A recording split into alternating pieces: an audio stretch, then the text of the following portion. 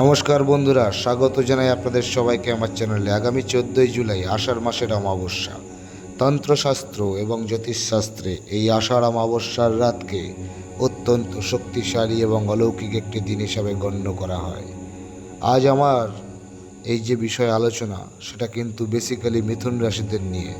মিথুন রাশির জীবনে কি প্রচুর শত্রু উপদ্রব করছে?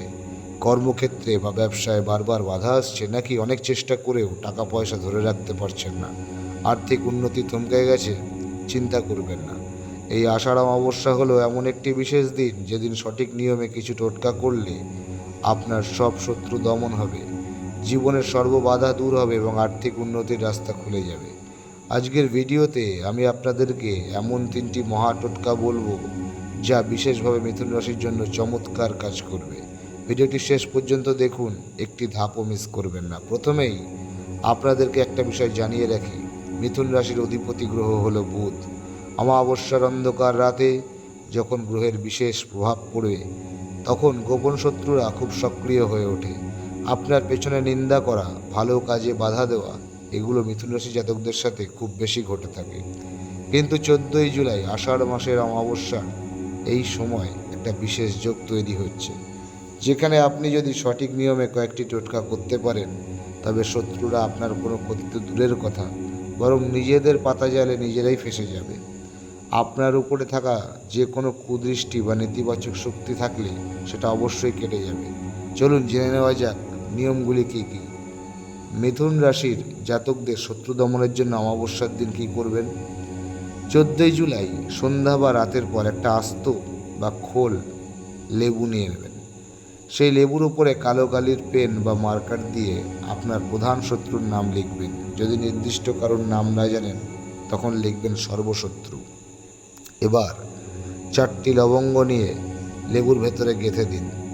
এরপর মা কালী বা হনুমানজির নাম স্মরণ করে লেবুটি বাড়ির বাইরে কোনো নির্জন জায়গায় বা মাটির নিচে পুঁতে দিন, অথবা কোনো 3 রাস্তার মোড়ে ওটাকে ফেলে দিয়ে আসুন।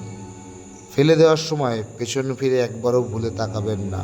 এর ফলে শত্রুর কী হবে, সমস্ত চক্রান্ত এটা নষ্ট হয়ে যাবে। আচ্ছা, আপনার কি সব কাজ শেষ মুহূর্তে এসে আটকে যাচ্ছে, চাকরি বা ব্যবসায় উন্নতি হচ্ছে না? তাহলে এই উপায়টি করুন।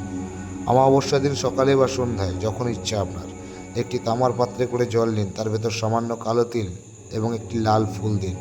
এবার সেই জল সূর্যদেবকে অর্ঘ্য হিসাবে প্রদান করুন। সন্ধ্যায় হলে কি করবেন, কোনো কালো কুকুরকে তেলের রুটি খাওয়াবেন। দিনের বেলায় করলে সূর্যদেবকে অর্ঘ্য দিচ্ছেন, সন্ধ্যায় করলে কালো কুকুরকে তেলের রুটি খাওয়াচ্ছেন। অমাবস্যা তিথিতে কালো কুকুরকে সর্ষের তেল মাখানো রুটি খাওয়ালে মিথুন রাশির রাহু, কেতু এবং শনির দোষ দূর হবে। জীবনের সব রকমের বাধা বিপত্তি নিমেষেই কেটে যাবে। এবার আসি সবচেয়ে জরুরি বিষয়, আর্থিক উন্নতি বা ফাইন্যান্সিয়াল গ্রোথের জন্য। মিথুন রাশির লোকেরা টাকা আয় করলেও ধরে রাখতে পারে না। 14ই জুলাই আষাঢ় অমাবস্যার রাতে আপনার ঘরের যেখানে টাকা বা গয়না রাখেন, সেখানে একটি পরিষ্কার লাল কাপড় বিছিয়ে দিন। তার উপরে 5টি আস্ত লবঙ্গগুলোর যেন মাথা না ভাঙা হয়, এবং 3টি বড় এলাচ ওর মধ্যে রাখুন। মা লক্ষ্মী এবং কুবের দেবের কাছে প্রার্থনা করুন যাতে আপনার ঘরে স্থায়ীভাবে অর্থের আগমন হয়। পরের দিন সকালে ওই লাল কাপড়টি, যার মধ্যে লবঙ্গ এলাচ আছে, সেটাকে একটা পুটলি বানিয়ে লকারে বা আলমারির মধ্যে রেখে দিন। এর ফলে আয়ের নতুন উৎস তৈরি হবে। বন্ধুরা, 14ই জুলাই আষাঢ় অমাবস্যার দিন এই 3টি টোটকা যদি আপনি সম্পূর্ণ বিশ্বাস ভক্তি দিয়ে করতে পারেন, তাহলে জীবনে চমৎকার পরিবর্তন আসবে। মিথুন রাশি জাতকরা এমনিতে খুব বুদ্ধিমান, তাই সঠিক সময় সঠিক কাজ করলে ভাগ্য বদলাতে সময় লাগে না। মনে রাখবেন, অমাবস্যার দিন নিরামিষ খাবার খাওয়া ভালো, এবং বাড়ির বাইরে কোনো পশু পাখিকে খাবার দিলে তা প্রচুর পুণ্য ফল পাওয়া যায়। আপনার যদি কোনো বিশেষ প্রশ্ন থাকে, তবে নিচে কমেন্ট করে আমাকে জানাতে পারেন। ভিডিওটি ভালো লাগলে কী করবেন, লাইক করবেন, শেয়ার করবেন। নতুন হলে চ্যানেলে অবশ্যই চ্যানেলটা সাবস্ক্রাইব করবেন, যাতে করে আগামী দিনে জ্যোতিষ সংক্রান্ত সমস্ত গুরুত্বপূর্ণ ভিডিওগুলো আপনি পেয়ে যান। সবাই ভালো থাকুন, সুস্থ থাকুন। নমস্কার, জয় মাতারা।